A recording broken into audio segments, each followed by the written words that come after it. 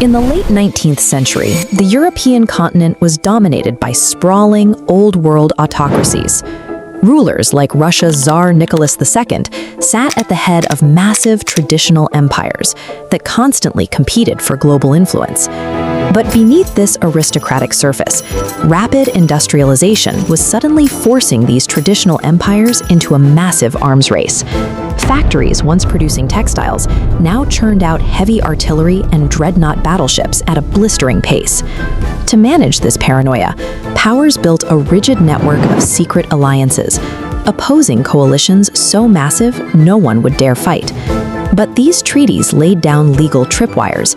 If one nation was threatened, its allies were bound by law to mobilize in defense. At the same time, the domestic foundations of these empires were rotting. In agrarian societies like Russia, ordinary citizens were crushed by extreme taxation to fund the military, while struggling to survive without basic land rights. You have mechanized armies, legal tripwires demanding instant mobilization, and populations pushed to starvation. The system was so brittle that it couldn't absorb even a localized shock without shattering. The spark hit on June 28, 1914, with the assassination of Archduke Franz Ferdinand, the heir to the Austro-Hungarian throne. The murder took place on the streets of Sarajevo, located in the recently annexed and politically volatile region of Bosnia. Austria-Hungary immediately blamed the neighboring state of Serbia and issued a list of demands intentionally designed to be rejected. When Russia mobilized to defend Serbia, the alliance mechanisms fired. Germany's Kaiser Wilhelm II ordered a mobilization against Russia, automatically triggering a mobilization against France. The diplomats didn't fail. The system operated exactly as it was designed to.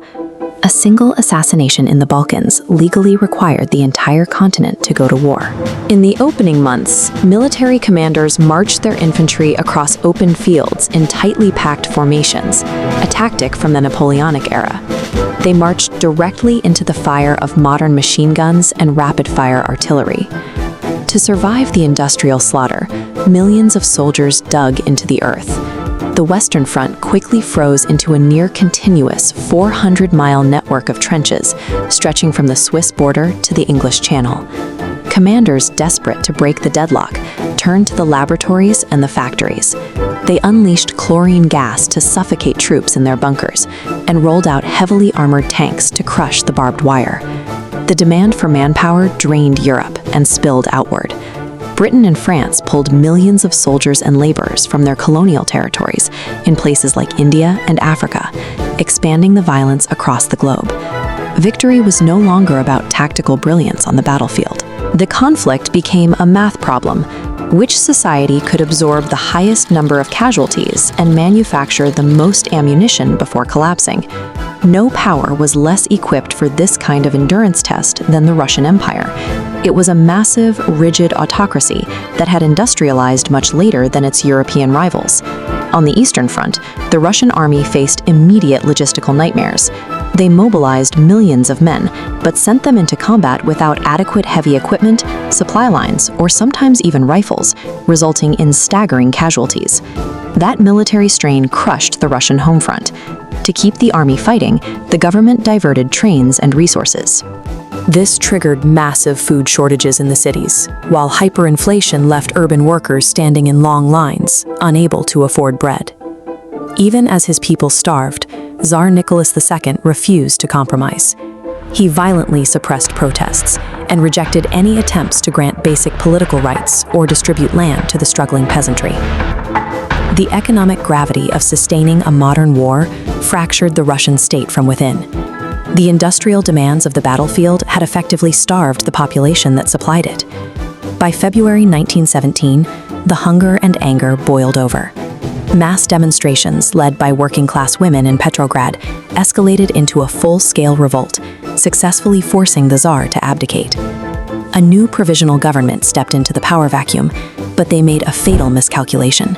They chose to honor their foreign alliances and keep Russia in the war, keeping the exact same economic pressure on a starving public.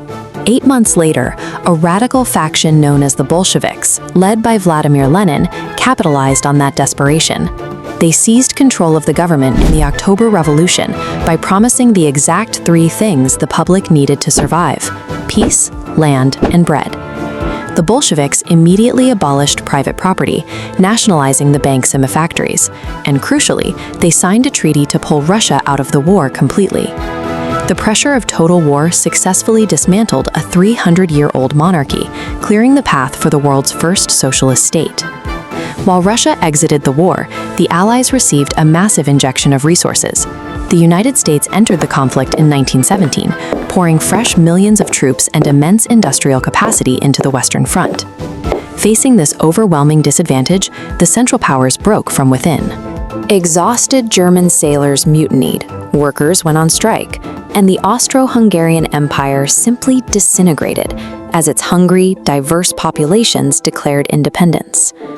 With their home fronts revolting and the military situation hopeless, the remaining Central Powers surrendered.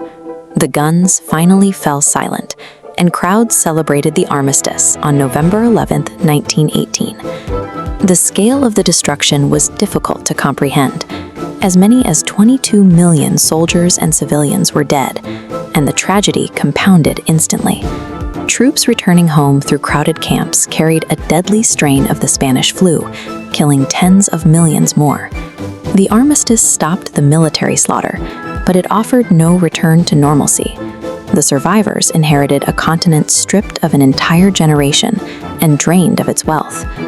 The victorious Allies gathered at the Paris Peace Conference to dictate the terms of the new reality.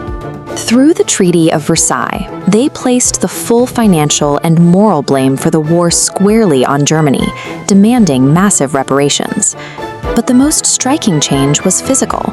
If you look at this map of the 1914 borders, four massive autocracies, the Russian, German, Austro-Hungarian, and Ottoman empires, dominated the landmass. By the end of the war, all four had collapsed. Diplomats carved up the ruins of those fallen empires. They drew new borders based on national identities, creating a patchwork of independent states like Poland, Czechoslovakia, and Yugoslavia. The conflict that began with a single assassination in Bosnia acted as a violent furnace. It burned away the monarchies and alliances of the 19th century, leaving behind a fractured, highly volatile political landscape.